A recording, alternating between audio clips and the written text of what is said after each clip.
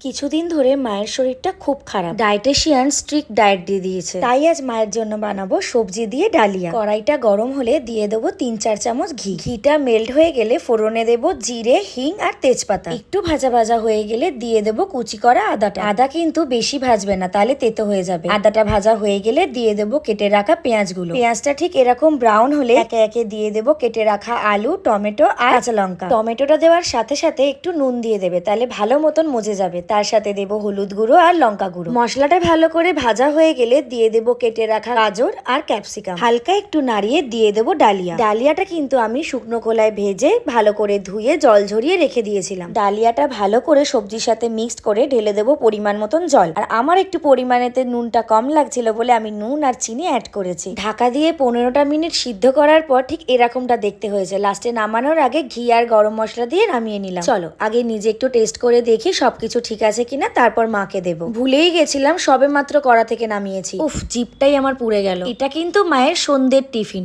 মা খেয়ে বললো খুব ভালো হয়েছে। আমি কিন্তু এটা ফার্স্ট টাইম বানালাম। টাটা।